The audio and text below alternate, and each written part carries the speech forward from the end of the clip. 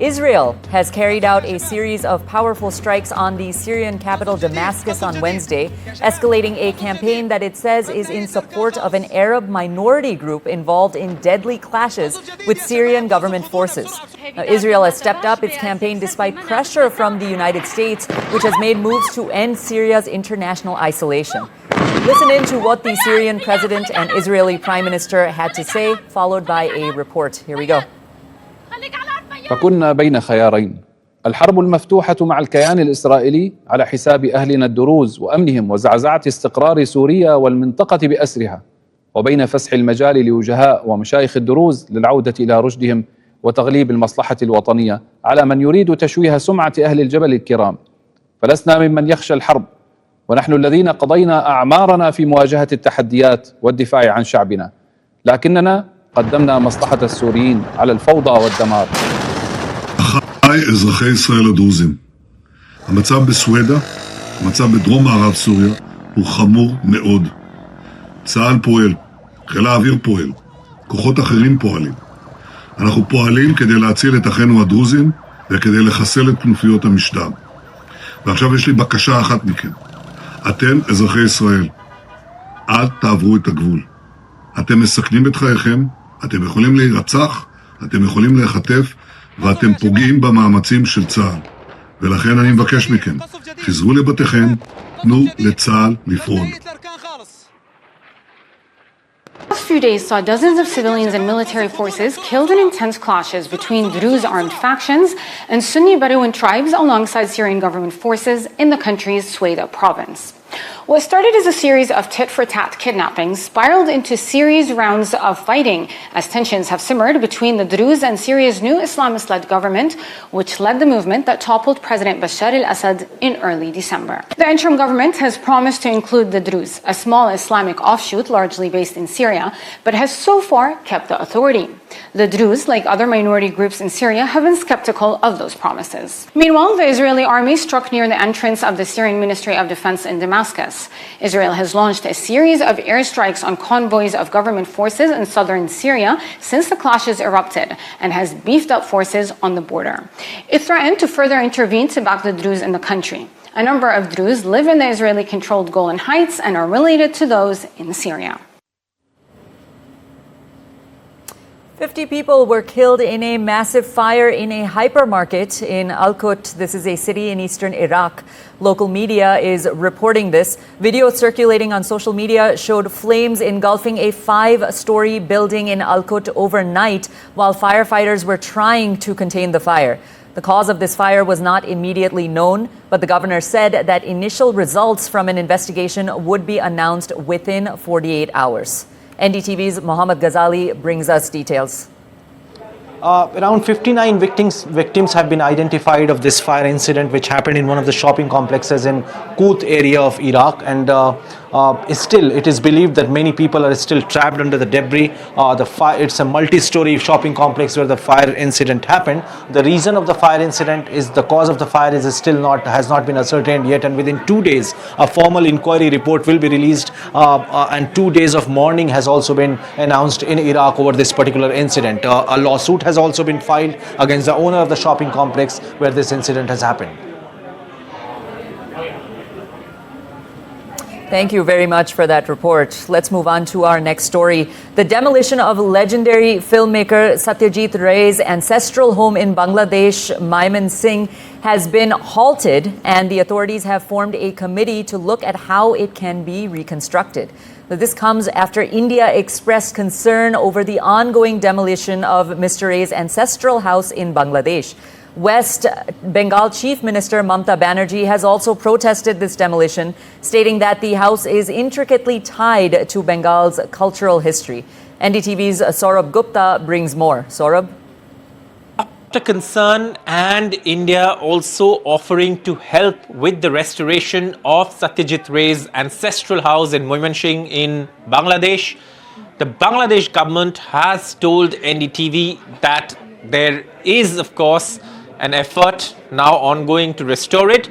Not only that, they've halted the demolition, and they say that the demolition of this structure, which is connected to cultural icon Satyajit Ray, noted filmmaker, all of that, and also his ancestors, including Upendra Kishore Roy Chaudhary, who of course are associated with that house in Moimenshing in Bangladesh. Now, in an exclusive interview with NDTV, the Bangladesh High Commission official said that this was an administrative oversight, this was not a targeted demolition, and that while they can restore it, India, they say, has offered to help, and they would certainly look at it because India has also restored many old buildings. But this is something that was also being seen from the perspective and lens of cultural revisionism in Bangladesh, because it came after Sheikh Mujibur Rahman's home was burnt down. Then of course there was Rabindranath Tagore's home in Shirajganj, which was vandalized, and then you had this particular house also being demolished. Thank you, Saurabh, for that. Violence erupted on Wednesday at a rally of Bangladesh's youth-led National Citizen Party in the southern town of Gopalganj, with 4 people killed and over 50 people injured. That's according to local media.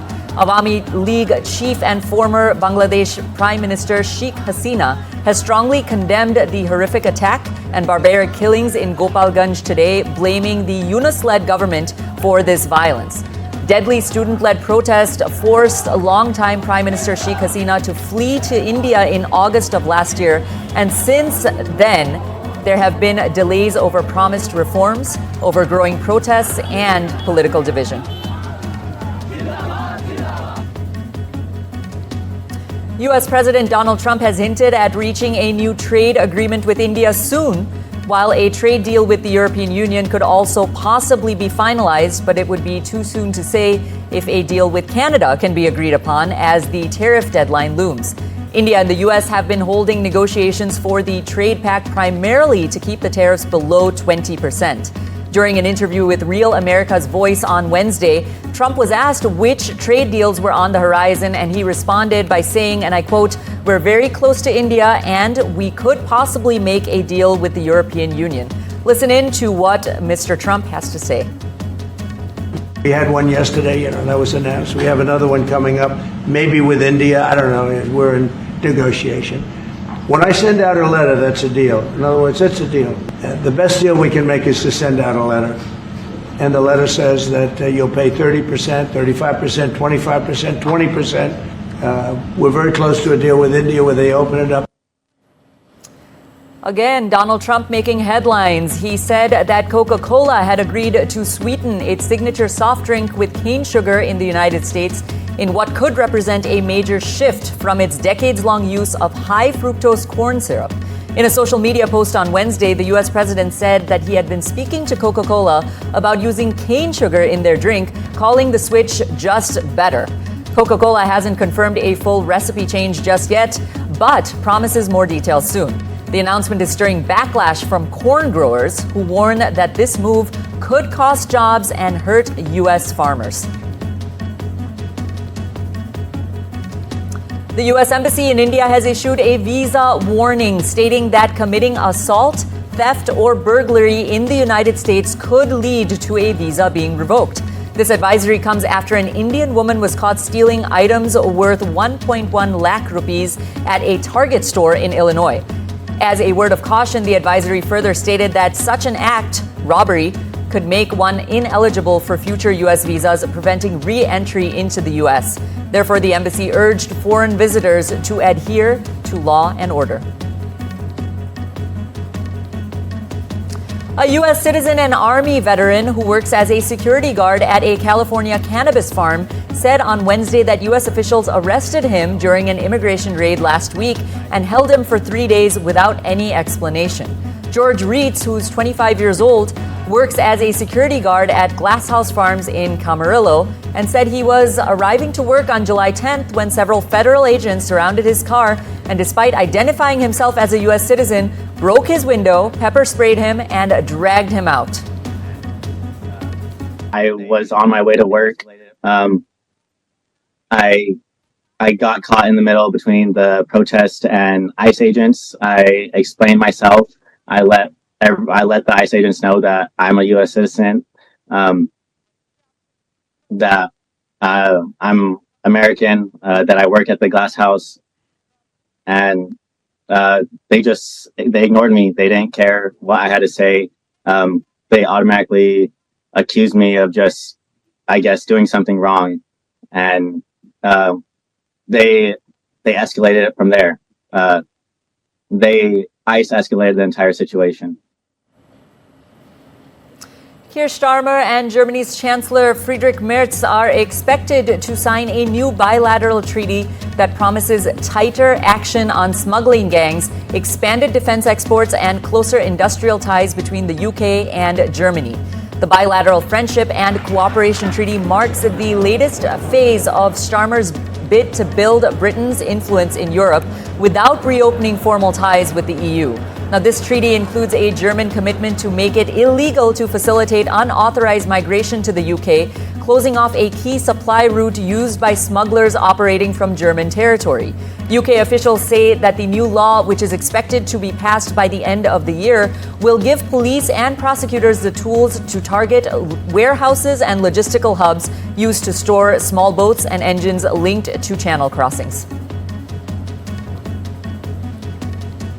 The U.S. Department of Justice has fired a veteran federal prosecutor who worked on the cases against sex offender Jeffrey Epstein, his accomplice Ghislaine Maxwell, and hip-hop mogul Sean Diddy Combs. It's not clear why Maureen Comey was removed from her job at the Southern District of New York, but her exit was confirmed by sources to the BBC's U.S. partner, CBS. Doctors in the United Kingdom have announced the birth of 8 healthy babies after performing a groundbreaking procedure that creates IVF embryos with DNA from 3 people to prevent the children from inheriting incurable genetic disorders. The mothers were all high risk for passing on life-threatening diseases to their babies due to mutations in their mitochondria. This is the tiny structure that sits inside cells and provides power that the cells need to function. The 4 boys and 4 girls, including one set of identical twins, were born to 7 women and have no signs of the mitochondrial diseases that they were at risk of inheriting. One further pregnancy is ongoing as we speak. Indian astronaut Shubhanshu Shukla reunited with his wife Kamna Shukla and 6-year-old son Kiyash Shukla after his 18-day mission aboard the International Space Station. The emotional moment was captured on camera with photographs showing Shukla embracing his wife and his child in tight hugs. His wife and son, Kamna and Kiyash, are in Houston, Texas, and it was the first time that Shukla saw his family in 2 months. He wrote in an Instagram post, and I quote, "It was challenging. Coming back to Earth and holding my family back in my arms felt like home." He added that human spaceflight missions are magical, but they are made magical by the humans.